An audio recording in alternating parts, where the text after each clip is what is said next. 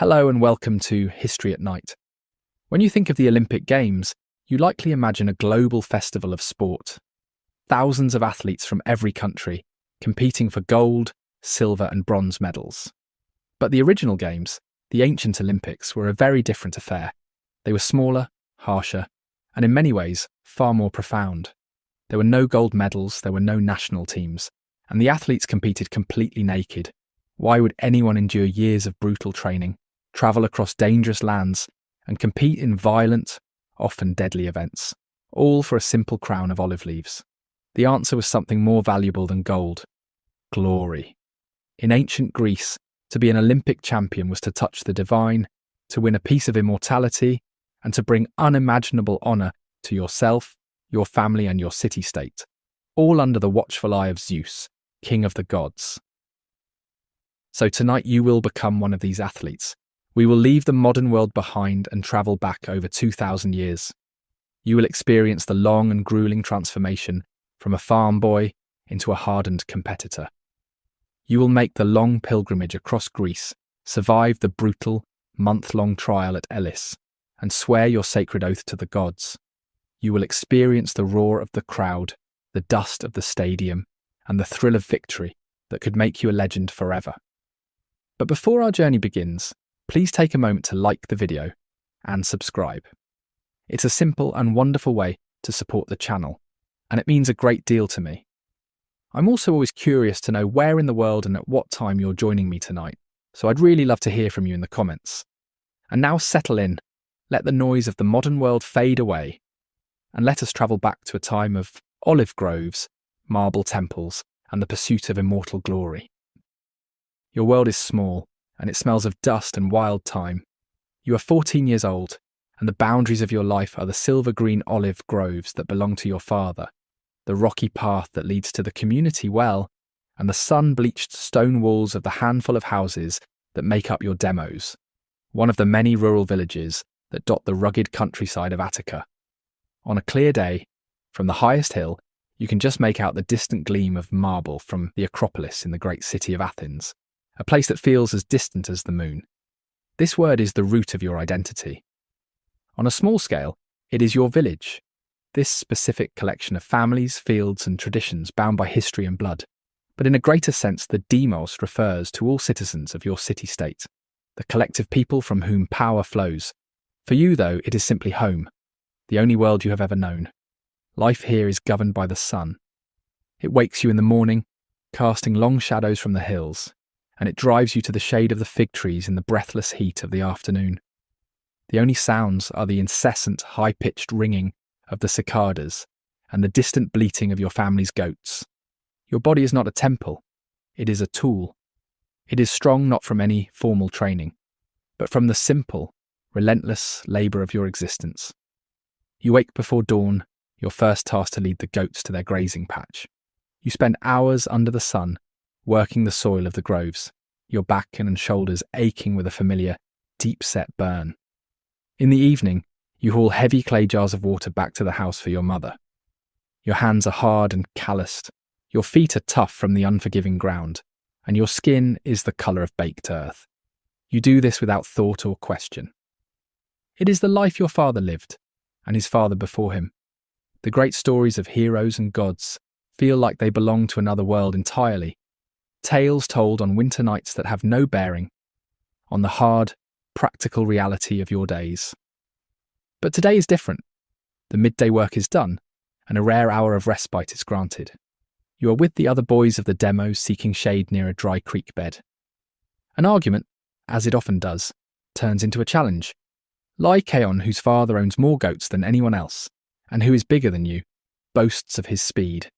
He points to the crest of the nearby hill, where a single gnarled olive tree stands against the piercing blue of the sky. The first one to touch the trunk is the best among us, he declares. It is a game, nothing more. But as you all leap to your feet, something inside you awakens. The others run with the frantic, clumsy energy of youth. You feel different.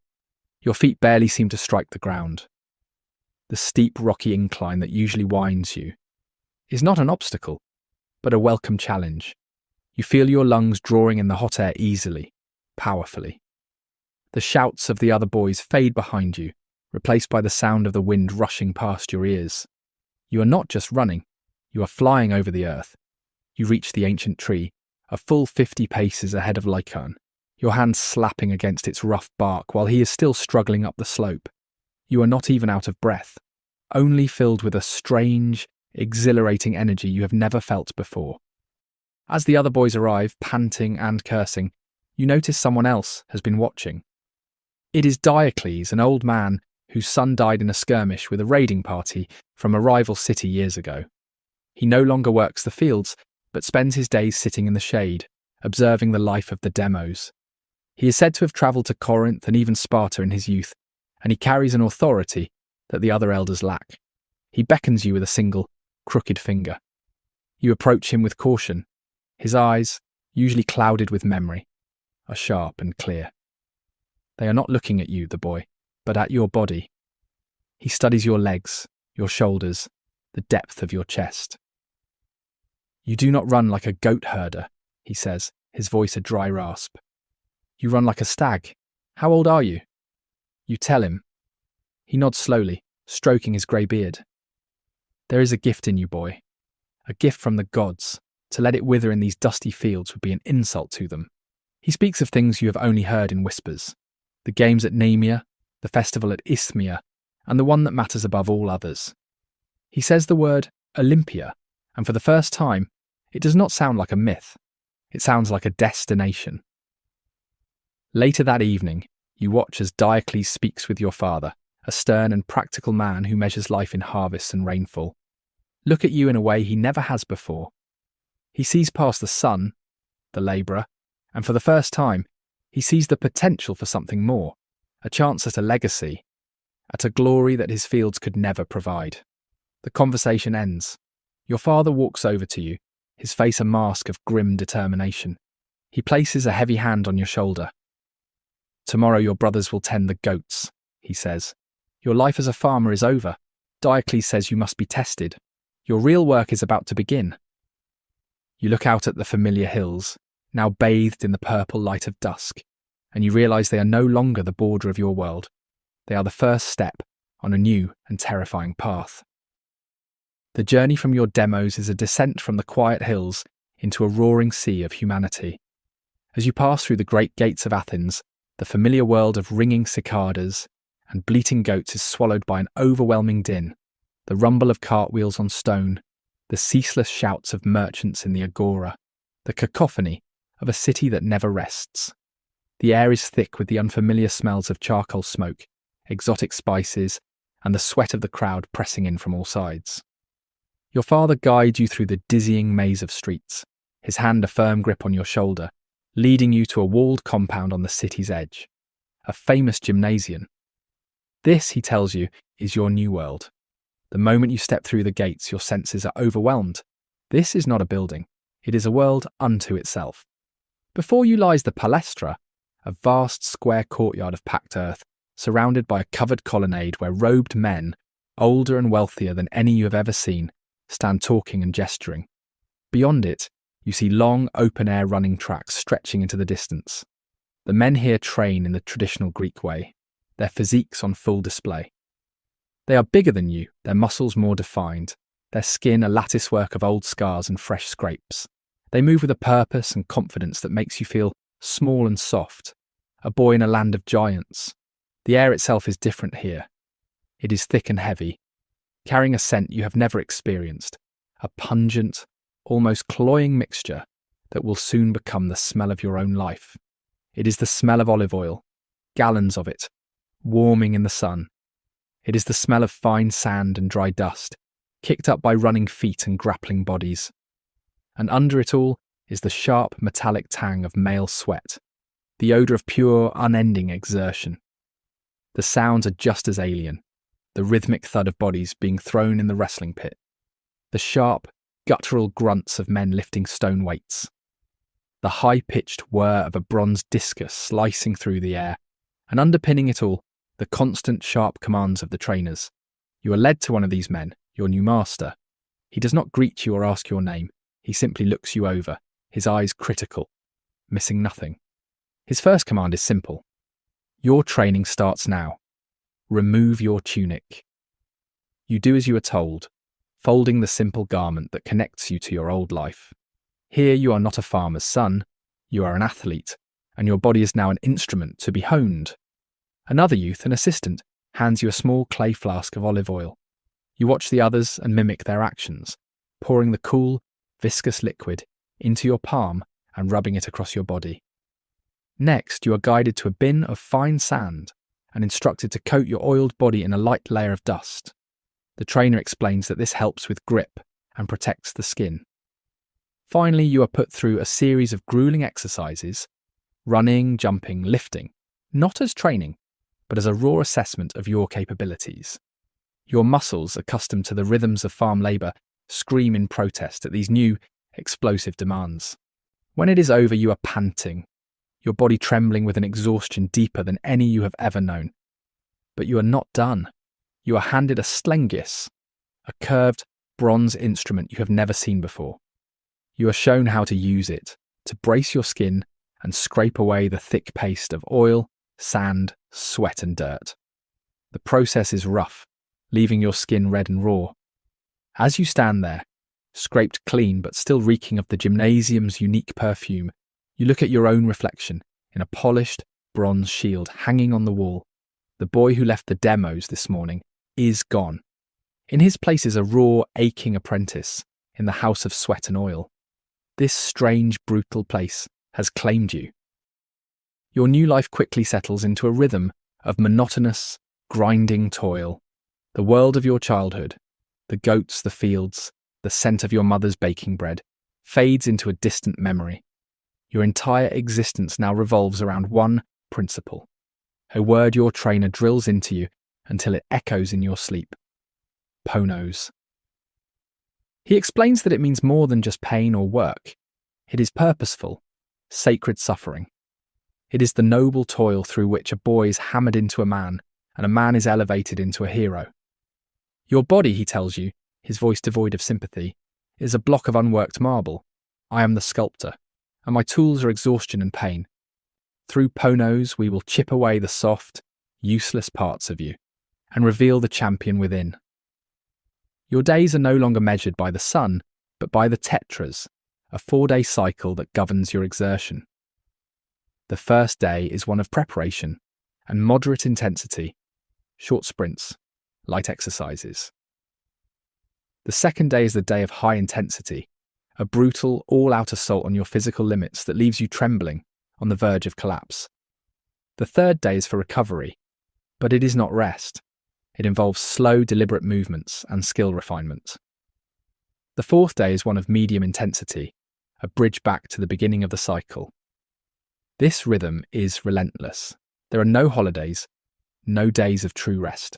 There is only the cycle and the work. The work itself is a strange combination of raw labour and precise skill. You spend hours lifting and throwing heavy, uncut stones to build raw power in your back and shoulders. You run sprints in the soft, deep sand of the riverbed, a torturous exercise that builds explosive strength in your legs. You are paired with older, stronger athletes for wrestling practice, and you spend most of the time being thrown mercilessly into the packed earth of the palestra, each impact a lesson in leverage and humility. Your trainer forces you to practice the intricate spin of the discus throw until your muscles commit the movement to memory, long after your mind has grown numb with repetition. Every session ends the same way, with your body screaming for rest and your trainer demanding one more attempt. When it comes to your food, you expected the traditional path. For generations, champions were built on a foundation of simplicity and self-control. You imagined your meals would be what all of Greece considered wholesome. Coarse barley cakes known as marza, baskets of fresh goat cheese, tyros, handfuls of sweet-dried figs, and thick bread dipped in watered-down wine. This was the diet of sophrosine, of balance and moderation. It was food designed to build a lean, hardy body, not a heavy one, and athletes took pride in their ascetic lifestyle. But Phaedros, your trainer, belongs to a new, more radical school. He scoffs at this tradition. Do you want to be a philosopher or do you want to be a victor? He asks, his voice laced with contempt. That is the food of thinkers. We are not thinking, we are building a weapon. And so, your diet is transformed into something new and strange. The balanced, grain-based meals of Greece are forbidden. Instead, you are fed massive quantities of meat, often goat or pork, along with only the driest bread and a few figs. Your trainer believes in the controversial new meat diet, arguing that to build the flesh of a bull, you must eat like a lion. The food is heavy and bland. There is no joy in eating. It is merely fuel for the next session of ponos. You choke down the dry meat, your stomach churning, knowing that you are eating not for pleasure, but for sheer mass and power. Slowly, almost imperceptibly at first, your body begins to respond. The lean, wiry strength of the farm boy is being replaced by something new. Your shoulders broaden, your chest deepens, and dense, powerful muscle builds on your thighs and back. When you hoist the training stones now, they feel lighter. When you wrestle, you are not thrown as easily. The scars on your skin from scrapes and falls are joined by the hard, knotted tissue of developing muscle. The change is not just physical. Your mind is hardening too. You learn to silence the part of you that screams to stop. You learn to see pain not as an enemy, but as an indicator of progress. One evening, after the training is done, you catch your reflection in the bronze shield that hangs on the wall of the gymnasium. Your body is bruised and covered in a sheen of oil and grime. Every muscle fibre aches with a deep, resonant thrum. But through the exhaustion, you see it for the first time. The outline is there, the broad shoulders, the powerful core, the thick neck. It is the faint, emerging shape of the man you are supposed to become. The trainer's words echo in your mind. You understand now. To shape a body of stone, you must first forge a will of iron. The pain has a purpose. It is the sculptor's chisel. The man who orchestrates your daily sufferings, named Phaedros. He is a former wrestler, a fact written across his body in a roadmap of scars, a thickened brow, and a nose that has been broken more than once. He moves with the quiet, deliberate grace of a predator, and his eyes, small and dark, seem to miss nothing. Phaedros is not just your trainer, he is the absolute master of your existence. He dictates what you eat, how you sleep, and when you are allowed even a moment's rest. His word is law within the walls of the gymnasium, and his authority is unquestionable. You are no longer your father's son. You are Phaedros's creation, his project, his living sculpture. His primary tool of instruction is a long, forked stick, cut from a slender olive branch. It is almost always in his hand. This stick is not for pointing. It is for correction. One afternoon, while you are practicing your discus form, your release is a fraction of a second too late. Before the bronze disc has even clattered to the ground, the switch lands with a sharp, stinging crack across your shoulders. The pain is electric, immediate. There is no shouting, no lecture. Just the pain. And his low, cold voice, your arm followed your hip follows your heel. Again. You learn quickly that perfection is the only acceptable standard. Anything less is met with the swift, impartial judgment of the stick. You come to understand that his methods, while brutal, are not born of malice. Phaedros is preparing you for the reality of the agon. He is hardening you. The sting of his switch is a pale shadow of the brutal impact of a boxer's fist. The ache in your muscles is a dull whisper compared to the agony of a joint being twisted in a wrestler's grip. He is teaching your mind to separate itself from the body's complaints. He is forging a will that will not break under pressure, a focus that will not shatter in the chaos of competition. Every strike is a lesson. Every moment of pain he inflicts is a deliberate vaccination against the greater pain of defeat. But he is not just a tormentor. There are moments, rare and fleeting, when the tyrant recedes and the master teacher emerges. During a wrestling session, you are consistently being thrown by a stronger, heavier opponent. Phaedros halts the match. He steps onto the dirt, and with a surprising gentleness he adjusts your stance. You fight his strength, he murmurs, his voice just for you. A foolish errand. Use his weight instead. See how he leans? His strength is his weakness. He then demonstrates the move with an economy of motion that is breathtaking, using his opponent's own momentum to send him sprawling. In that moment, you see the artist behind the brute, the deep, brilliant well of knowledge that he possesses. You learn that his approval is a currency far more valuable than coin. He never offers praise. A perfectly executed exercise is met only with his silence, and you come to cherish that silence, as it means you have met his expectations. The greatest reward you can ever receive is a short, almost imperceptible nod. That small gesture from Phaedros feels more significant than any cheering crowd. It is a sign that the block of marble is beginning to take the shape he desires. It is a sign that perhaps you are worthy of the ponos he inflicts upon you. One day, at the end of a long run, you collapse, your lungs on fire, convinced you cannot take another step. Phaedros doesn't strike you. He simply crouches beside you, his shadow falling over you. Rest then, he says quietly. And as you rest, think of the journey home. Imagine telling your father that the pain was too much. Imagine the silence of your demos when they see you have returned with nothing. That is a pain that will last longer than this. He stands and walks away, leaving you with a choice. You get up and finish the run. You come to realize that the cruel hand that guides you is the only one capable of leading you to Olympia. You may fear him. You may even hate him in your moments of deepest agony. But you trust him. You trust his knowledge, his judgment, and his purpose. He is the gatekeeper of your dream, and you know, with a certainty that settles deep in your bones, that to pass through that gate, you must first endure his world.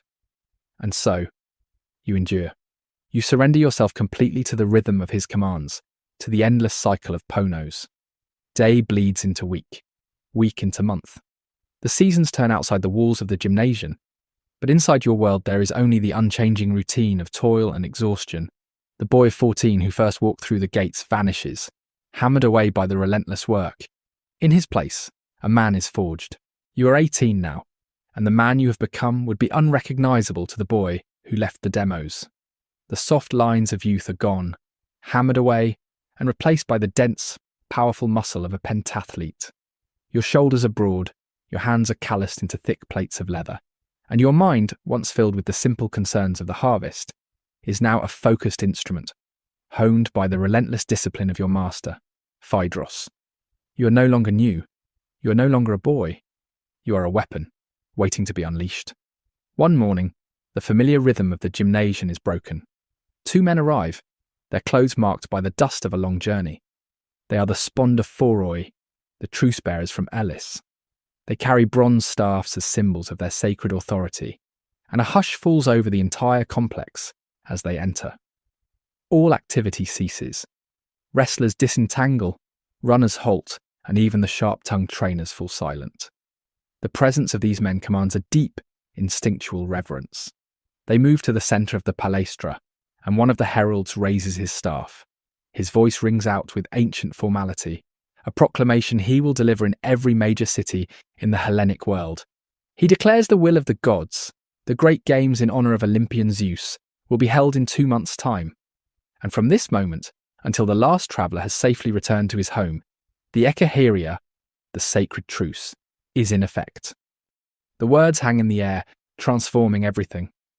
The abstract goal you have suffered for has suddenly become a concrete reality, a date circled on the calendar of your life. For you, the Ekaheria is more than just a political decree. It is a divine shield. It means that the long, dangerous road to the Peloponnese, a journey that would normally be fraught with risk from bandits or skirmishes between feuding city-states, is now under the protection of Zeus himself. To attack you or any other pilgrim on the way to the games would be a sacrilege of the highest order, inviting not just the wrath of men, but the vengeance of the gods. After the heralds depart, Phaedros pulls you aside, away from the other athletes he trains. His focus is now entirely on you. In his eyes, you are the only one who matters for this Olympic cycle. The truce has been called, he says, his voice low and hard, meant only for your ears. The sacred peace has begun. It means we have a little more time here to hone every skill until it is second nature. Then we begin the long road to Elis and the trial before the judges. Consider this your final warning. From this moment until you stand in the stadium, there is no wasted breath, no wasted motion. Everything must be for victory. Do you understand? You nod, the weight of his words settling upon you. There is no more room for error, no more time for building. The abstract goal has become a ticking clock. That night's sleep does not come easily. Your mind is no longer on the toil of the past, but on the dust of the road you know you will meet soon. The day of your departure arrives without ceremony. Your father meets you at the gates of the gymnasium. He does not embrace you. He simply hands you a small leather purse with enough coins for cheap lodging and food. Bring honour to this family, he says, his voice a low command. It is both a blessing and a burden. Phaedros shoulders his own pack, gives a curt nod, and turns to the west. Your travelling party is small and self-reliant. You, Phaedros, and a quiet, wiry young attendant named Lycas. You travel on foot. It is the only real way for an athlete on a pilgrimage. A horse is a luxury for a general, and a liability on the punishing mountain roads. A beast for battle, not a companion for a sacred journey. Your own 2 feet are all the transport a competitor needs. The journey is colossal, a trek of nearly 200 miles. At a disciplined pace, it will take the better part of 2 weeks. A true test of a different kind of endurance. The first 3 days are a familiar burn as you cross the plains of your homeland, Attica. Then you reach the great isthmus of Corinth, the narrow bridge of land connecting your world to the great peninsula of the Peloponnese. Here, the road becomes more crowded as you join travellers from nearby Megara and Thebes, the first hint of the great assembly to come.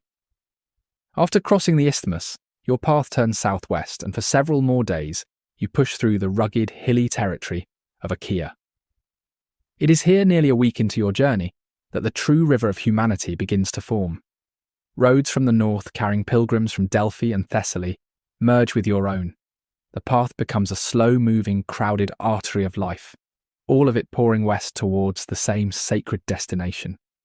The air, once filled with the sounds of nature, now hums with a dozen different dialects, the scent of cooking fires, and a palpable, shared sense of purpose. Immersed in this crowd, you learn to watch the other athletes. It is a silent, moving competition before the games even begin. A group of broad-shouldered men from Macedon, their skins paler than yours, eye you up as they pass. Phaedros points out a lean, tough runner from Argos, known for his stamina. Watch how he walks, Phaedros murmurs. He conserves every motion. He is disciplined. You study them, and they study you. There is no open hostility. The truce forbids it. But there is a constant, simmering rivalry. The nights are a lottery. Sometimes you find a space on the floor of a crowded, flea-ridden traveller's inn. More often, you sleep under the stars, surrounded by the sounds of the vast, temporary community. This journey strips away all comfort, reinforcing the lessons of austerity and hardship Phaedros has drilled into you. The landscape itself seems to grow more mythic with each passing day. Every mountain pass and river valley has a story, a connection to Heracles or some other hero of old. The journey has transformed from a simple trip into a true pilgrimage. You are no longer just an athlete. You are a pilgrim, approaching a sacred place. One afternoon, Phaedros stops and points to the horizon. In the distance, you can see the faint outline of city walls under the shimmering heat. Elis, he says, his voice flat. A wave of both dread and relief washes over you. You are tired, dirty, and your feet are raw. But you have made it. The long road is over. Now the true test, the final, brutal month of proving your worth, is about to begin. You pass through the gates of Elis, and the festive chaos of the road immediately vanishes, replaced by an atmosphere of pure, unadulterated tension. This is not a city of merchants and spectators. For this 1 month, it is a city of athletes. The air itself feels different, charged with the nervous energy of hundreds of competitors who have staked their entire lives on this moment. You and your small party are directed towards the city's main gymnasium, a sprawling complex even larger than the one you left behind. Here you are no longer an individual. You are one of many hopefuls, a single drop in an ocean of ambition. Before you even touch a discus, you are summoned before the judges, the Hellenodikai.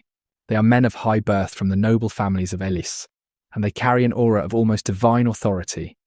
Dressed in magnificent purple robes, they sit impassively as you are brought before them. They do not smile. Their faces are stern, practiced masks of judgment.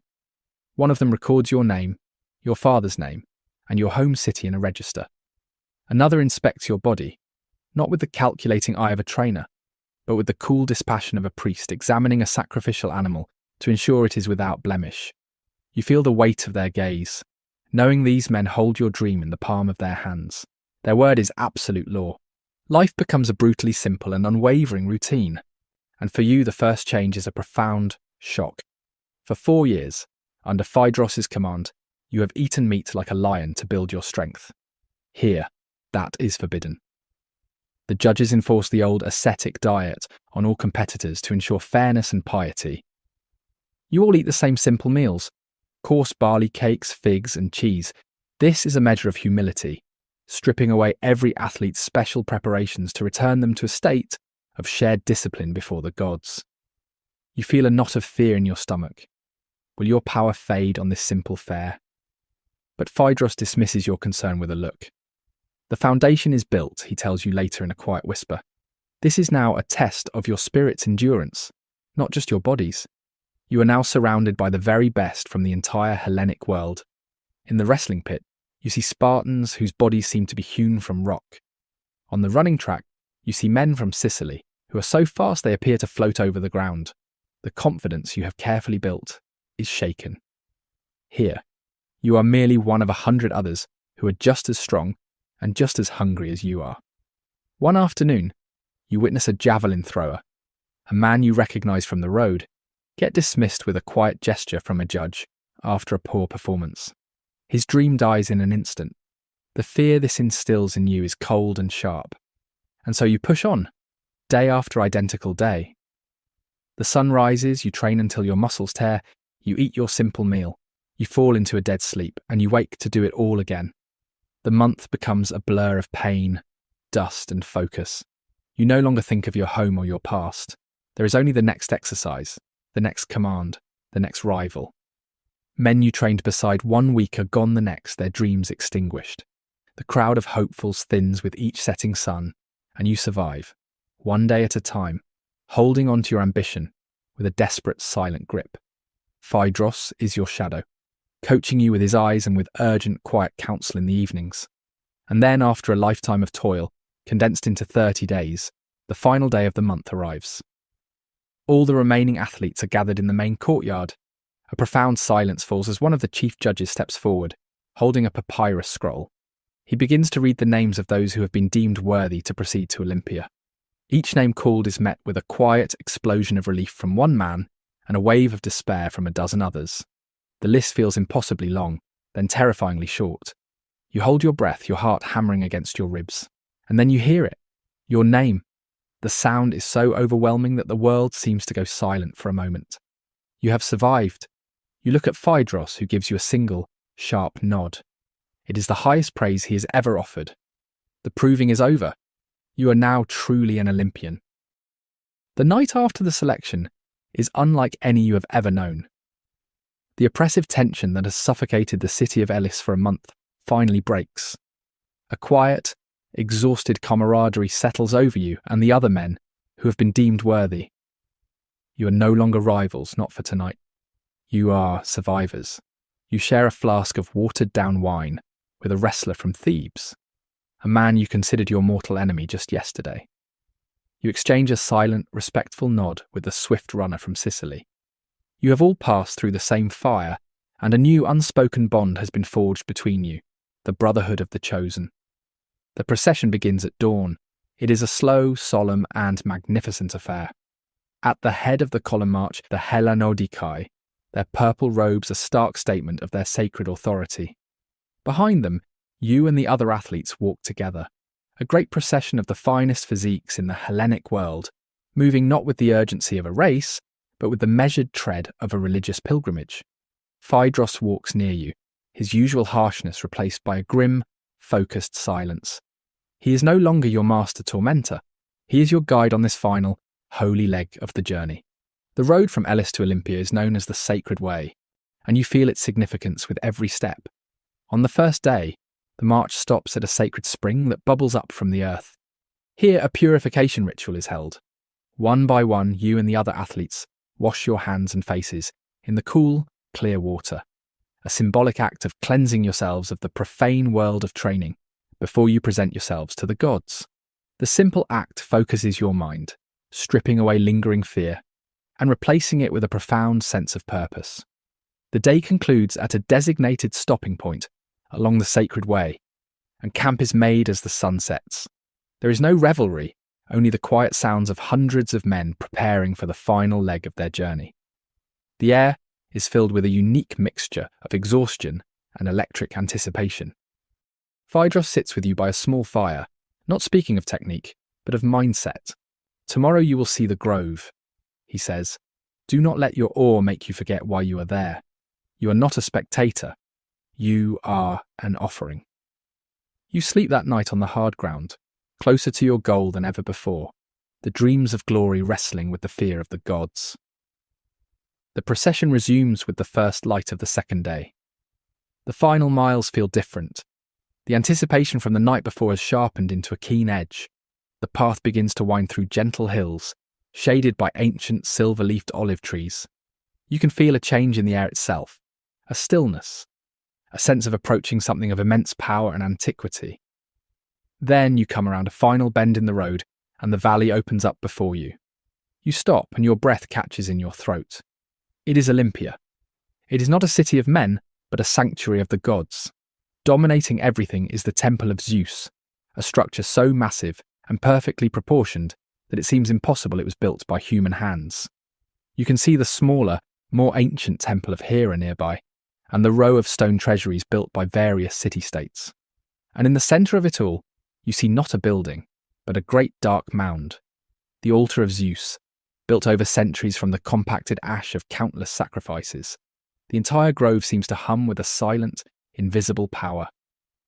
All the stories, all the pain, the years of Ponos, it all collapses into this one overwhelming moment. It is real.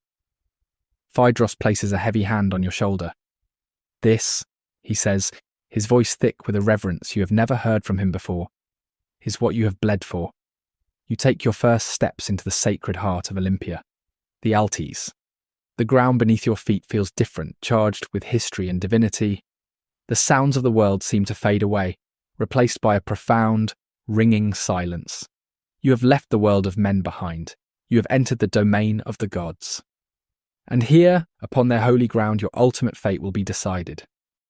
The awe you felt upon completing the procession and entering Olympia settles into a quiet, nervous reverence. There is little time for wonder. You and the other athletes are quickly ushered into designated quarters. The sheer scale of the temples and the countless statues of past victors flashing past your eyes. They are the legends who came before you, their glory frozen in time, and you feel the immense weight of their legacy. You are no longer just an athlete on a journey. You are a link in an ancient sacred chain, and the duties of that chain begin immediately. Before the sun can set on your day of arrival, a herald summons you and the other qualified Olympians. You are not directed to the stadium or the training grounds, but to the Bouleuterion, the council house of Olympia. This is not a place of celebration. It is an imposing, solemn building where the official business of the games is conducted. Inside, the air is cool and heavy with the scent of old incense and something more primal. Your eyes are immediately drawn to the statue that dominates the room. It is Zeus, but not the majestic seated king you have seen in other temples. This is Zeus Horkios, Zeus, the keeper of oaths. He is a terrifying figure cast in bronze, standing with a thunderbolt in each outstretched hand, his expression a mask of grim, divine fury. The statue was crafted for one purpose: to strike terror into the hearts of any man who would consider breaking his vow. At the foot of the statue, your stomach tightens at what you see next. Priests have just sacrificed a wild boar, and its freshly cut pieces lie on the ground. The sharp, metallic smell of blood cuts through the incense. This is not just a sacrifice, it is a warning. Just as this animal has been dismembered, so too will the gods destroy any man who swears a false oath on this holy ground. You are gathered with the other competitors. The mood is tense and deathly quiet. You see Phaedros standing nearby, his face a mask of stone. And then through the crowd you see another familiar face. Your father. He has made the long journey himself, his face etched with the worry and hope of a man whose family's honour is now on the line. He gives you a single, grim nod. The presence of both your father and your trainer underscores the weight of this moment. This is where the rules of the gods are formally laid upon the rules of men. A herald calls you forward in a group. You approach the statue, your heart pounding a heavy rhythm against your ribs. You are instructed to place your hands upon the bloody, still warm pieces of the sacrificial boar. The touch is jarring, a visceral connection to the brutal consequence of failure. With your hands upon the sacrifice, you must repeat the words of the sacred oath, spoken aloud by a priest. You swear to Zeus that you have trained faithfully for the 10 months preceding the games. You swear that you will compete with honour and will not resort to bribery, trickery, or any foul play to secure victory. The words feel heavy in your mouth, each one a binding chain. You are entering a sacred contract, with the king of the gods himself as the witness and enforcer. When you are done, you step back, but the ceremony is not over. Your father and Phaedros must then step forward, place their hands on the sacrifice, and swear their own oath, vouching for your purity as a competitor. The responsibility is shared.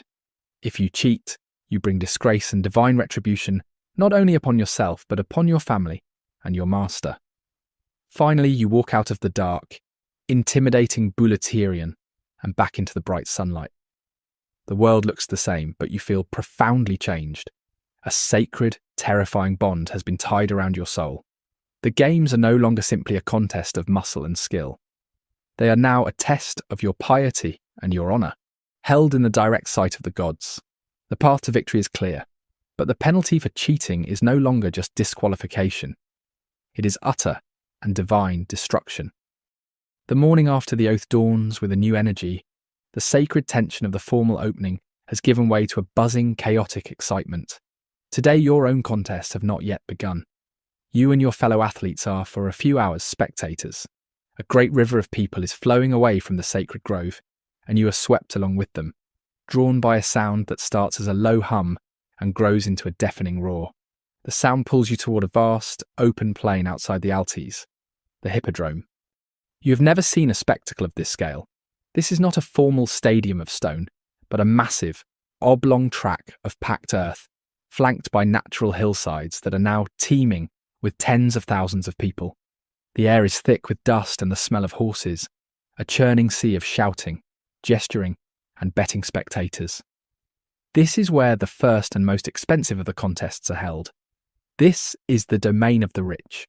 Phaedros guides you to a spot on the embankment, and you watch as the teams prepare for the Tethropon, the 4-horse chariot race. The chariots are impossibly light, little more than small wooden platforms on 2 wheels, painted with the emblems of their owners.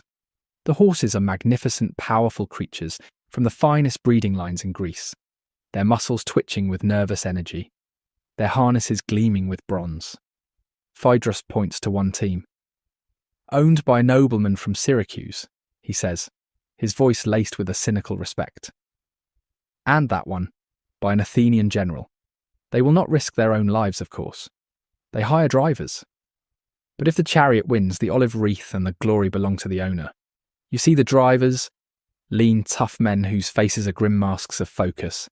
Their fate is to risk death for another man's honour. You watch, fascinated, as the teams are loaded into the ingenious starting gate, the hypophysis. It is a massive ship-prow-shaped structure, with stalls for each chariot.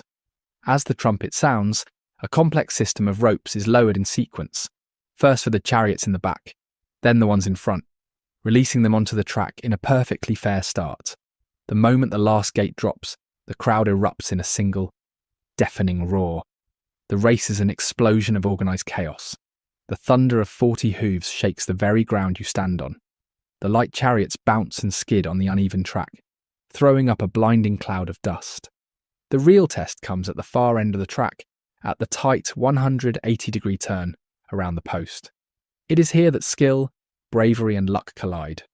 On the second lap, you see it happen. A driver cuts the turn too sharply. His chariot's wheel clips the post and the entire vehicle disintegrates in a shower of splintered wood. The driver is thrown, and another chariot, unable to swerve in time, ploughs into his fallen horses. The sound of cracking wood and the high-pitched screams of animals cuts through the crowd's roar. It is a moment of breathtaking, terrifying violence.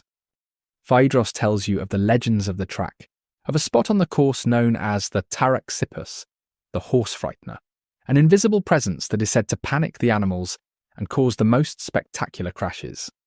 You watch the drivers wrestle with their powerful teams, their bodies braced, their knuckles white as they fight to control 4 galloping horses, hell-bent on victory. As the race finishes, a victor pulls ahead, crossing the line to a wave of ecstatic shouts. The crowd pours onto the field, surrounding the wealthy owner, who is already celebrating his triumph. The driver, bruised, sweat-soaked, and covered in a thick layer of grime, is barely noticed as he calms his heaving horses. You leave the hippodrome with the roar of the crowd still ringing in your ears. It was a magnificent, terrifying spectacle of wealth and danger. But it was not your world. Your glory cannot be bought, and your victory cannot be won by another. The time for watching is over. Soon you will step into your own arena, the stadium, where the only thing that matters is the strength and skill of your own 2 hands and your own 2 feet. You leave the hippodrome behind and walk with a quiet, focused dread toward the great stadium. The chaotic roar of the horse races is replaced by the focused hum of a different kind of crowd. As you pass through the arched tunnel that leads onto the field, the crypt, you emerge from coolness and shadow into a colossal space, a long rectangle of packed earth flanked by grassy embankments, packed with thousands of spectators. This is it, the place you have dreamed of and feared for years. The air is hot, and the scale of the crowd, a living wall of humanity, is immense. There is nowhere to hide. You take your place with the other pentathletes. There are 20 of you, the best all-around competitors from across the Hellenic world. You recognise the massive Theban you saw on the road, a wrestler whose sheer bulk seems to radiate power. You see the lean, tough runner from Argos, and the supremely confident champion from Corinth. Phaedros gives you one last look, his eyes boring into you. "Remember your training," is all he says. The crowd is not real. The other men are not real. There is only the mark. Do not think. React. A judge signals the start of the first discipline, the discus throw. A competitor from Corinth, a man with a chest like a wine barrel, steps up first. He spins with immense power, his body a blur of controlled violence, and the heavy bronze discus flies through the air with a soft whir, landing with a heavy thud far down the field. The crowd murmurs its approval. The mark is set. One by one, your rivals take their turns, each throw a statement of intent. The Theban uses brute force, his throw landing just short of the Corinthians. The runner from Argos throws with more grace than power, his mark respectable but not threatening. Then, it is your turn. You walk to the starting line, the weight of the bronze discus cool and heavy in your hand. You can feel the thousands of eyes on you, a physical weight on your skin. You force them out. You remember the endless afternoons with Phaedros, the sting of his switch after a clumsy release, the muscle memory beaten into you. You take a breath, begin your spin, and let the muscle memory take over. Your body knows what to do. You release. The discus soars a spinning bronze sun and lands just past the Corinthians' mark. A wave of quiet relief washes over you. You are in the lead. For now. But there is no time for satisfaction. The judges move you immediately to the second event, the long jump, the halma.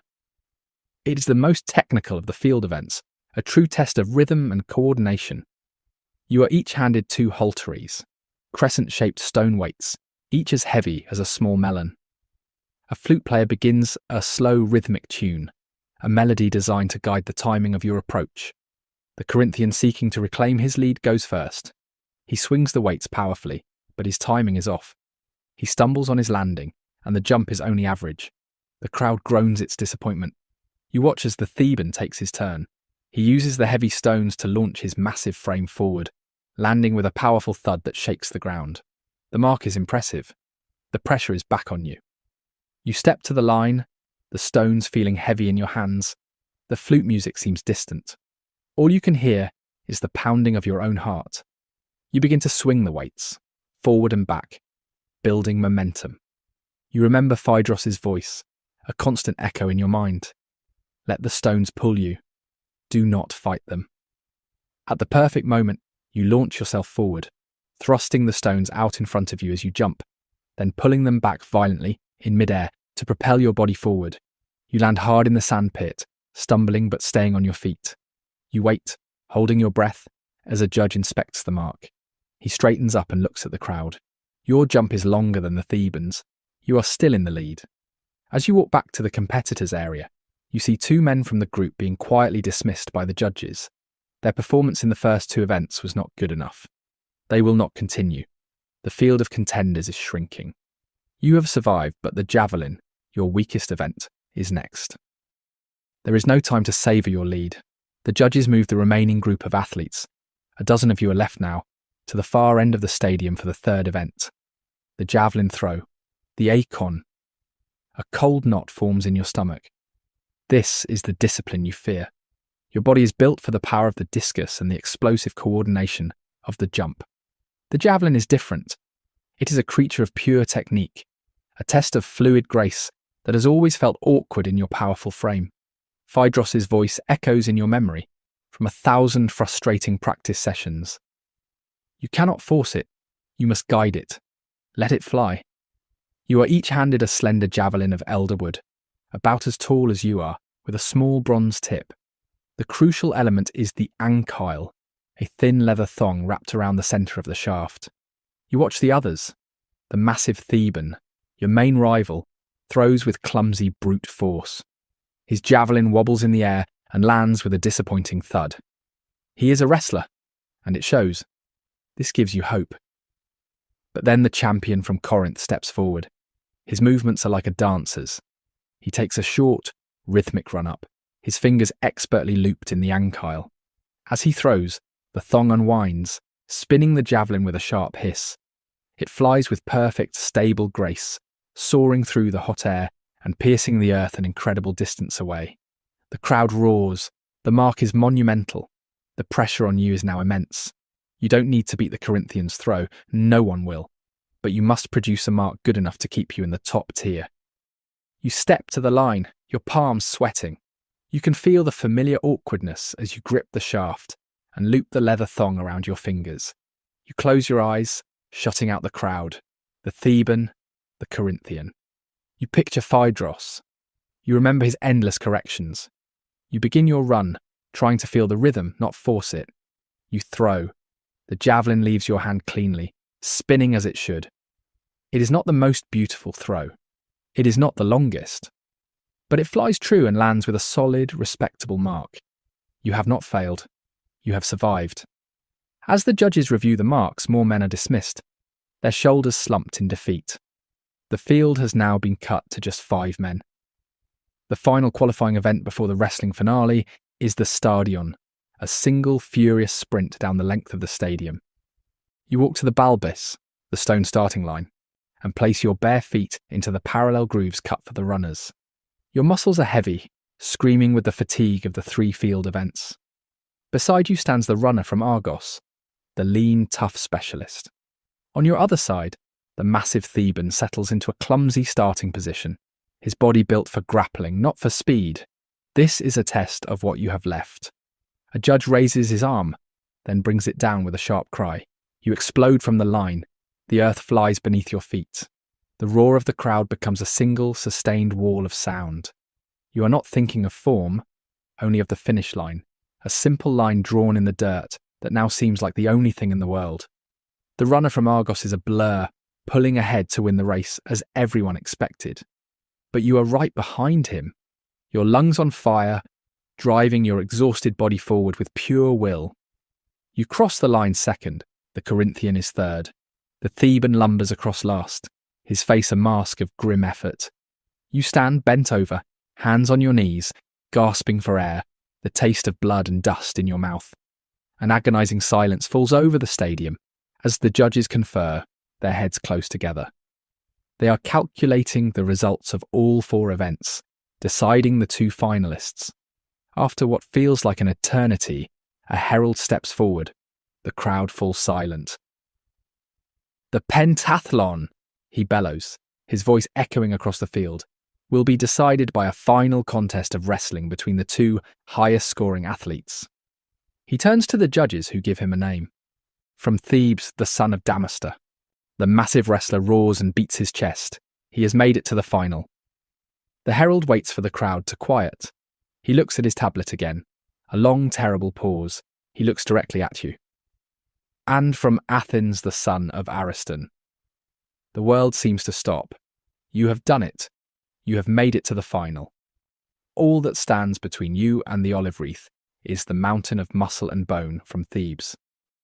The roar of the crowd as your name is called is a physical force, a wave of sound that washes over you and seems to shake the very ground. The other pentathletes, the men you have struggled beside and against all afternoon, fade away, their dreams extinguished. They retreat to the sidelines, their faces a mixture of disappointment and respect. The entire stadium, the entire world, seems to shrink until it contains only two figures, you and the mountain of muscle from Thebes. You walk to the centre of the stadium, to the Scammer, the shallow pit of sand where the match will be held. The Theban is already there, beating his chest, a confident smirk on his face. He is a pure wrestler, and this is his domain.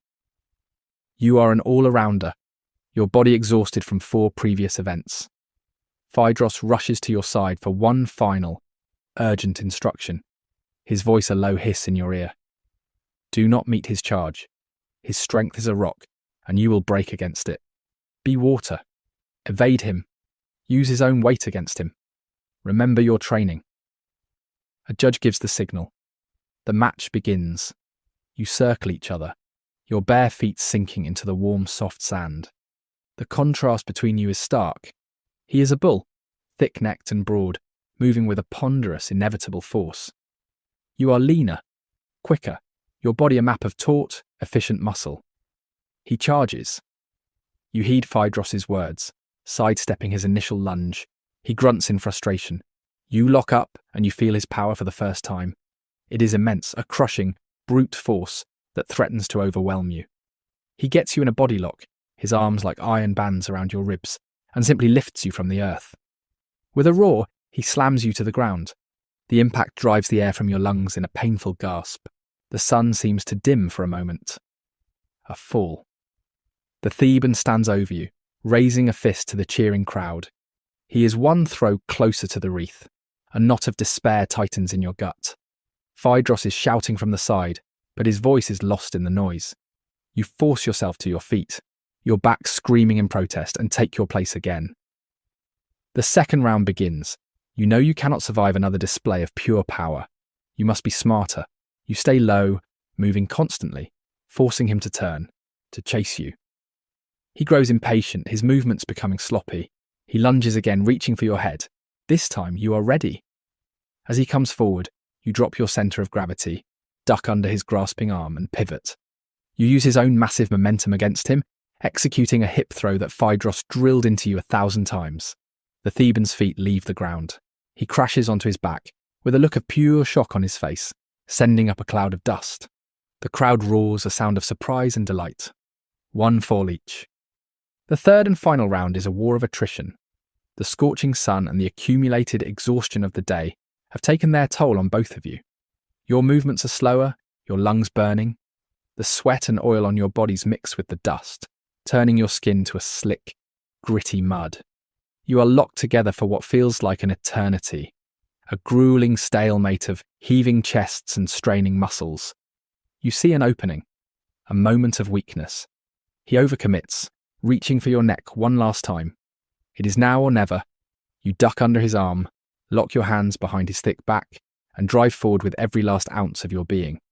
It is a desperate, twisting heave. For a heartbeat, you are both suspended in a state of perfect imbalance. Then, with a great sigh of collapsing muscle, he goes down. He hits the ground and you fall with him, too exhausted to remain standing.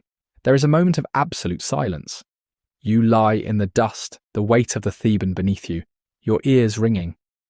Then you feel a hand on your shoulder. The judge. He raises your arm. The fall is yours.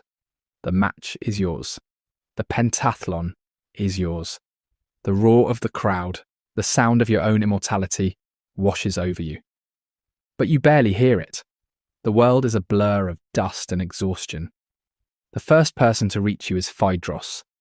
He hauls you roughly to your feet. For a moment you see his familiar stern face, and you expect a critique. But the iron mask is gone. For the first time in 4 years, the trainer's calculating gaze is replaced by something else, something fierce and bright. It is pride. He says nothing, but he clasps your shoulder with a grip that is not a correction, but a profound acknowledgement. In that grip, you feel the entirety of your shared journey. The pain, the sacrifice, the relentless ponos. Then another figure pushes through the officials. Your father. He's not a man for displays of emotion, but his face is transformed. The grim lines of worry have vanished, and his eyes are shining with unshed tears. He puts his rough farmer's hands on both your shoulders, his grip trembling slightly. He simply says your name, his voice thick and choked with a pride so immense it leaves no room for other words. You stand between them, held up by the two men who forged your life, the roar of the stadium a distant echo. You are not a legend yet. You are not a hero. You are just a son and a student who has given everything he had, and for the first time in your life, you understand that it was enough. The next morning, day 4 of the festival, you wake to a new reality. The deep, aching exhaustion of the pentathlon is still settled in your bones, but it is overshadowed by the surreal lightness of victory. As you walk through the sacred grove, you are no longer an anonymous hopeful. People stop and stare. You hear your name, the son of Ariston, whispered with reverence by strangers. Your father walks beside you, his back straighter than you have ever seen it, a look of fierce, quiet pride in his eyes that is more rewarding than any cheer. Phaedros is on your other side, his usual iron severity softened by a deep, quiet satisfaction. The three of you, bound by your shared triumph, make your way to the stadium to watch the final day of competition. The atmosphere is completely different from the day of your own contest. The air is thicker, charged with a raw, bloodthirsty energy. The crowd is louder, more volatile. Today is the day of the heavy events, the day of brutal, one-on-one combat. First is the boxing, the picks. You watch as two men, giants with massive shoulders and chests, step into the designated area. Their faces are landscapes of past battles, thickened scar tissue over their brows, flattened noses, and the swollen, deformed cartilage of their ears, telling the story of 1,000 blows. They are made of different clay, your father murmurs, awed by their sheer presence. Phaedros simply grunts. Strong but slow. Look at his footwork. Even now he is analysing, teaching. The fight begins. It is a slow, methodical, and terrible art. The sound is like nothing you have ever heard. The wet, percussive thud of leather on flesh. The sickening crack of a blow landing on a cheekbone. The fighters circle under the relentless sun, slowly breaking each other down. As a pentathlete, you are trained for balance, for the harmonious application of speed, strength, and skill. These men are different. They have been forged for the singular purpose of giving and receiving punishment. Their bodies are anvils, their fists are hammers. You look at them with a profound, almost fearful respect. Theirs is a different kind of ponos, a different path to glory. After the boxing concludes, the crowd's excitement reaches a fever pitch. It is time for the main event, the most brutal of all contests, the pancration. A terrifying combination of wrestling and boxing, where only biting and eye gouging are forbidden. The two finalists who enter the stadium look less like athletes and more like mythological figures. They are the most dangerous men in Greece. The fight begins with a flurry of kicks and punches, but it soon goes to the ground, and it is there that the true horror of the sport is revealed. It is a desperate, writhing struggle of chokeholds, joint locks, and pure, savage strength. You watch as one man traps the other's arm, twisting it at an unnatural angle until the bone is on the verge of snapping, forcing his opponent to tap the ground in submission. It is a display of such controlled violence that it leaves you breathless. You watch the victors of these events, their bodies battered and bleeding, but their arms raised in triumph. You see the losers, their faces masks of agony and broken pride, carried from the field by their friends. You are a champion, but you are humbled. The skill you displayed was one of beautiful, measured execution, but the skill of these men is one of pure, terrifying survival. As you walk away from the stadium that evening, the images of the day's combat are burned into your mind. You are a hero of Olympia, but you have just been reminded that there are other kinds of heroes, other kinds of gods walking this sacred ground. You clutch the memory of your own victory a little tighter, grateful for a path that tested your spirit and skill, but left your body, and perhaps your soul, intact in a way that these gods of combat will never know. On the morning of the fifth and final day, a quiet stillness settles over Olympia. The great athletic contests are over, the roars of the crowd have faded, and a few hours of calm remain before the victors are crowned. It is in this quiet moment that you walk with your father and Phaedros through the sacred grove, and your final, most profound lessons about the games begin. As you take a path that leads past the entrance to the stadium, Phaedros stops you. He gestures to a long row of identical bronze statues of Zeus, standing stern and imposing on their stone pedestals. "Look," he says, his voice low. "Before you receive your wreath, you must understand this. You have seen these statues before, but have never truly paid them mind. These are the Zanes. They are not offerings of piety. They are monuments to disgrace." He explains that every one of these statues was paid for by the massive fines levied against athletes who were caught cheating, taking a bribe to lose, trying to bribe an opponent, or breaking their sacred oath in some other way. You step closer to one of them. The bronze Zeus glares down at you, a thunderbolt in his hand. At the base of the statue, an inscription is carved into the stone for all to read, for all time. Your father reads the words aloud, his voice grim. They name the athlete, his city, and his crime, accepting money to throw a wrestling match. The inscription ends with a stark warning that an Olympic victory is to be won by the prowess of one's body, not by the corruption of wealth. You feel a cold chill despite the morning sun. The shame of this man has been immortalised, cast in bronze to serve as a warning for 1,000 years. This is the eternal fate of the cheater. As you continue on your way, you become aware of another, quieter kind of shame. The sanctuary is filled with laughing, celebrating groups, the families and friends of the victors. But you start to notice who is missing. The faces of the men you competed against, the men you defeated, are nowhere to be seen. They are the ghosts at this final feast. Then, near the edge of the sprawling tent city, you see him. It is the confident champion from Corinth, the man who threw the javelin so beautifully. He is not celebrating. He is alone, hastily packing his belongings, his movements furtive and jerky. His magnificent physique, so proud and powerful just 2 days ago, now seems slumped in on itself. He sees you, and his eyes flicker with a look of pure misery before he turns away, hiding his face. The gulf between you and him is now absolute. He is no longer your rival. He is an object of pity, a man whose spirit has been broken.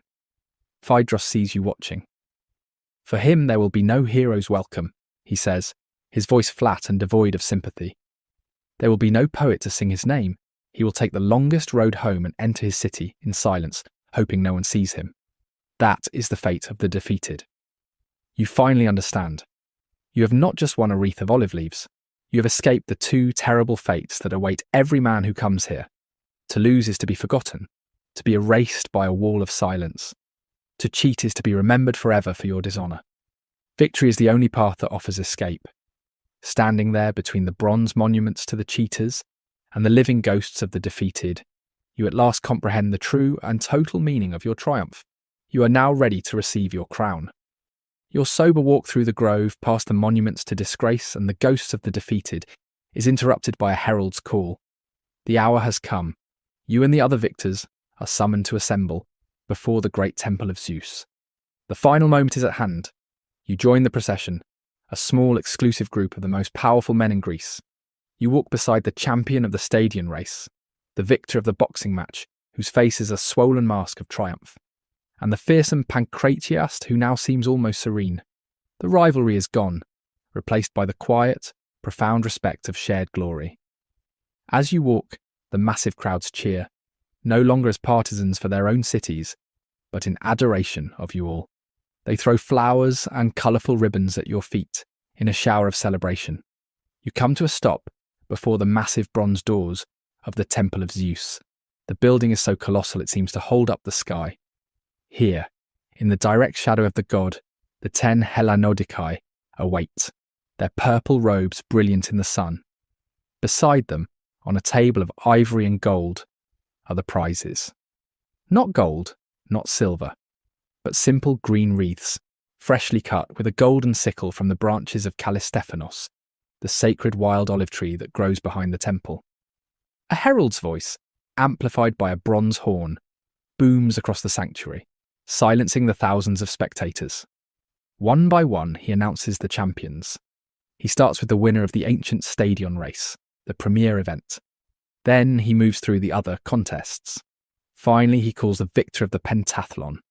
He cries out your name, your father's name, and your city, the three pillars of your identity for all of Greece to hear. The roar from the crowd is a physical wave of sound, confirming the truth. The name your father gave you is now a name that will be remembered forever. You step forward. One of the judges, a man whose stern gaze terrified you in Elis, now smiles warmly. He picks up one of the simple wreaths and places it gently upon your head. It is almost weightless, just a circle of twigs and leaves. And yet it feels heavier than any stone you have ever lifted. It is the weight of history, of honour, of immortality. You are given a palm branch to hold in your hand, another ancient symbol of victory. As you turn back to the crowd, they erupt, showering you with so many flowers and ribbons that you are momentarily blinded by the colourful storm. You find your father and Phaedros in the crowd. Your father is openly weeping now, his pride absolute. He clasps you in a rough embrace, the first you can ever remember. Phaedros stands beside him, and for the first time, you see him smile, a genuine broad grin that transforms his scarred face. The work, he says, his voice thick with emotion, is done. That evening, the Hellene officials host a grand banquet for all the victors in the Prytaneon, the sacred administrative heart of Olympia, where the eternal flame burns, a feast of the highest honour. But later, at a smaller private celebration with your father and Phaedros, the true prize is revealed. As you sit there, the simple olive wreath resting on the table before you, the poet begins to pluck a tune. And then he begins to sing. It is a new song, an epinikion, a victory ode. It is your song. It tells the story of a boy from a dusty Demos, of his years of toil, of his journey, and of his glorious hard-won victory in the sacred stadium. You listen, mesmerised as your sweat and pain are transformed into verse, your struggle turned into a legend. You have achieved kleos, the undying glory that all Greeks dream of. The wreath on the table is the symbol, but this song is the proof. You are no longer just a man, you are now a story, a hero, a victor of Olympia. The journey home from Olympia is nothing like the arduous pilgrimage that brought you there. You are no longer an anonymous boy walking into the unknown. You are a victor. In every town you pass through, the news of your triumph has preceded you. You are greeted with cheers, offered the best food and wine, and treated not as a traveller, but as a returning king. Your father, once a man of few words, is now a masterful storyteller, recounting your victory to anyone who will listen. Phaedros allows himself a quiet, constant satisfaction, the architect of a masterpiece, observing his work. As you approach the great walls of Athens, you see that the fields outside are empty. Then you hear it, a low hum that grows into the roar of a massive crowd. The entire city has poured out to greet you. The formal procession meets you on the road, led by the city's magistrates and priests. But they do not lead you toward the main gate. Instead, they guide you to a section of the city wall where stones have been pulled down, creating a freshly made breach. Phaedros leans in, his voice filled with an uncharacteristic awe. "This is the highest honour," he says. "They do not let you enter through a gate meant for common men. You enter through the wall itself. The city is telling its enemies that with sons like you to defend it, it has no need for stone fortifications. You are placed in a magnificent 4-horse chariot, the olive wreath from Olympia on your head. The chariot rolls slowly through the breach and into the city, where the streets are so packed with cheering people that it feels as though you are moving through a living sea. They shower you with flowers and ribbons. Their faces are light with the joy that is both for you and for the glory you have brought to them. In the crowd, you spot familiar faces, men from your own demos who made the journey from your village. Their shouts are the loudest of all, their pride the most personal, For you are not just Athens' champion, you are theirs. They see in you the strength and honour of Athens itself. You are no longer just Ariston's son, you are a son of the city. The parade ends at the heart of Athens, in the Agora, where a formal ceremony is held. A magistrate speaking for all the people of Athens proclaims the honours the city bestows upon you. First, a cash prize of 500 drachmae. Then, the privilege of front row seats at the theatre for life. And finally, the greatest honour of all, Tsis, the right to take your meals for free, every day for the rest of your life in the Prytaneon, alongside the most important officials and heroes of the state. Your father then steps forward, his voice thick with pride. He announces that the prize money will be used for its true purpose, to commission a master sculptor to create a bronze statue of you, to be placed in the gymnasium. And you understand, this is how a fleeting victory is transformed into kleos, undying glory. The statue will be the physical embodiment of your achievement, a permanent public monument. You can already see it in your mind. For centuries to come, young boys will train in its shadow. They will hear your name, and they will be inspired to pursue their own glory. In this way, your victory and your family's name will never die.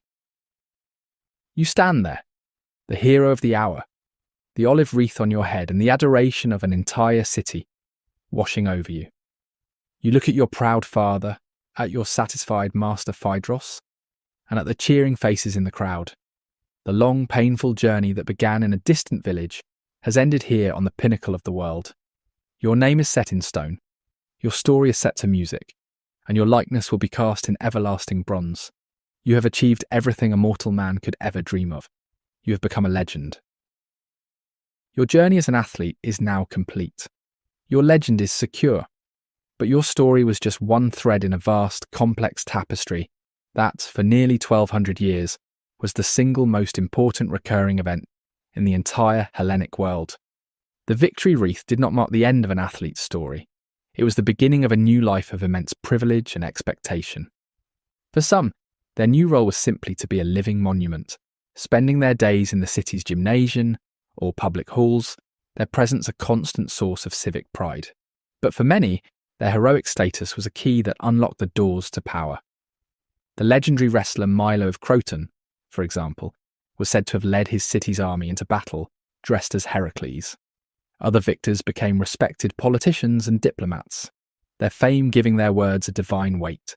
A natural path was to become a master trainer, a gymnastes like Phaedros, passing on their knowledge to the next generation. Perhaps the greatest ambition was to found an athletic dynasty. The boxer Diagoras of Rhodes achieved this, living to see his own sons crowned as victors, solidifying the family's heroic status for generations. In the most extreme cases, the greatest champions, like the fearsome Theagenes of Thasos, were even worshipped as demigods after their deaths, their statues believed to hold healing powers. Victory at Olympia was not a career, it was a transfiguration. It could turn a farmer's son into a general, a politician, or even a god. To understand the source of this incredible honour, we must look to the origins of the festival itself. The Greeks, searching for a beginning worthy of the game's glory, told two great myths. The first is a story of brutal ambition. The hero Pelops and his treacherous chariot raced to win a kingdom. The funeral games he held were said to be the first Olympics. The second myth is one of divine strength. The hero Heracles, who founded the games to give thanks to his father, Zeus, after completing one of his great labours. From these epic myths, history emerges at a specific date, 776 BC. This is the year the Greeks recognised as the first official Olympic Games. The festival then was almost unrecognisable. There was only one event, a simple foot race, the stadion. The first man to have his name recorded as a victor was not a great warrior, but a humble cook from the nearby city of Elis named Koroibos. From this simple beginning, the games would grow over the centuries into the most magnificent spectacle in the ancient world. At its peak, the festival was the largest gathering of people in Greece. For those 5 days, a temporary city of over 40,000 souls sprang up in the quiet valley. Olympia became the unofficial capital of the Greek world. Politicians and diplomats from rival city-states used the sacred ground to negotiate treaties. The historian Herodotus is said to have recited his histories to the crowds here. But above all the politics, the commerce, and the art, the festival remained a profoundly religious event. The true centre of Olympia was not the stadium, it was the great altar of Zeus. It was not a grand temple of stone, but a massive conical mound, nearly 20 feet high, made from the compacted ash and burnt offerings of centuries of sacrifices. It was here on the third day of the Games that the great hecatomb took place, the sacrifice of 100 oxen. This was the sacred climax of the festival, a powerful and bloody tribute to the god in whose honour every race was run and every wreath was won. As we have seen, the world of the Olympic athlete was an exclusively male one. But what of the other half of the Greek world? The story of women in relation to the Games is a complex and fascinating one, a story not of participation, but of strict prohibition, daring defiance, and a separate parallel tradition. For most women, the law was absolute and terrifying. Any married woman caught attending, or even crossing the river Alpheus during the period of the men's games, was to be thrown to her death from the cliffs of Mount Typeum. The reasons for this draconian rule are lost to history, though scholars speculate it was due to the games' ancient connection to male fertility rites, or simply because the athletes competed without clothing.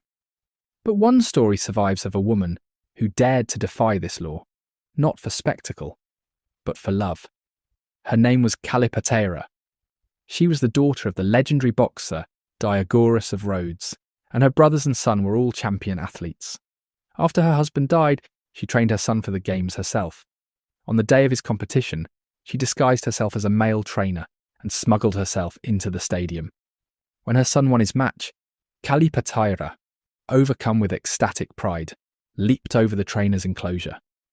In the process, her robes came loose and her identity was revealed.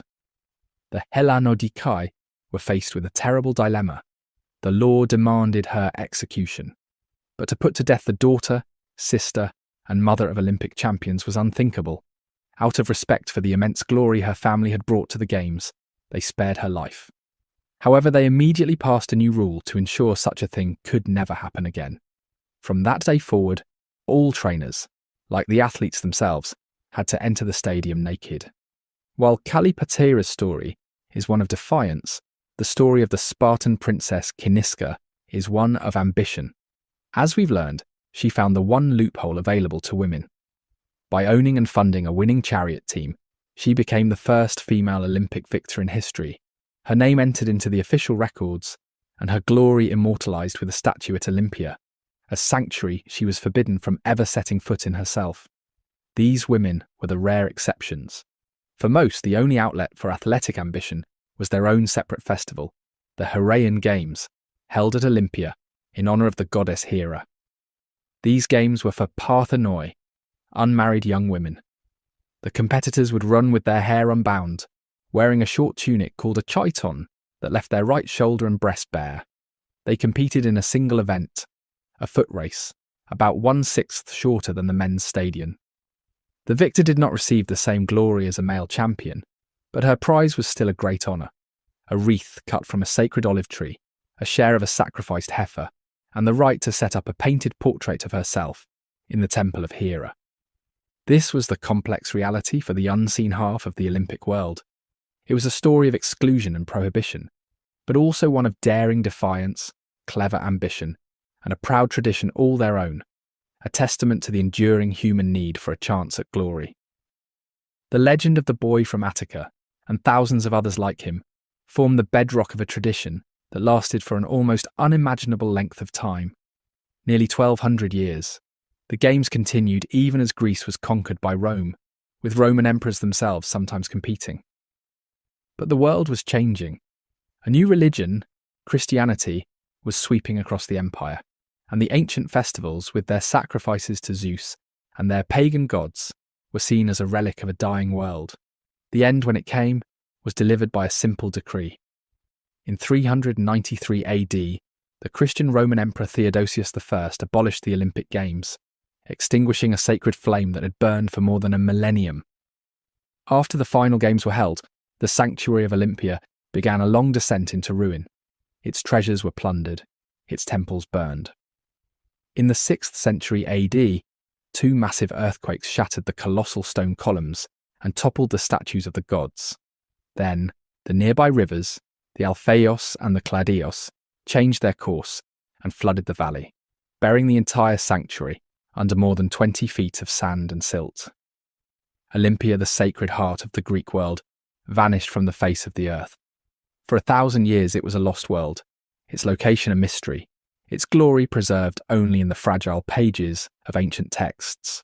The rediscovery began in the 18th century, but the great work started in 1875, when a team of German archaeologists began a systematic excavation. Slowly, miraculously, the lost world emerged from the earth. They uncovered the foundations of the great temple of Zeus, the stone starting line of the original stadium, the wrestling school, and the very pedestals of the Zanes that had once struck fear into the hearts of athletes. The world our hero walked through was real. Today you can walk through it as well. The archaeological site of Olympia is a UNESCO World Heritage Treasure. You can stand in the ruins of the gymnasium, pass through the same stone archway the athletes used to enter the stadium, and see the foundations of the Bouleuteria, where the sacred oath was sworn. At the quieter, nearby site of ancient Elis, you can still see the remains of the theatre and the training grounds where our athlete endured his final, grueling month of preparation. The past is not entirely gone, it is simply sleeping. This rediscovery of the physical remains of Olympia, combined with the timeless ideals of excellence and honour preserved in Greek texts, captured the imagination of a French educator and historian, Baron Pierre de Coubertin. He believed that the modern world could be enriched by reviving the spirit of the ancient games, the pursuit of perfection, the honourable competition, and the gathering of the world's youth in peace. His tireless efforts culminated in 1896 in the city of Athens, with the birth of the first modern Olympic Games. And so, the torch was passed. The ancient quest for a simple wreath of olive leaves, the story of Ponos and the pursuit of arete that we have followed, was reborn.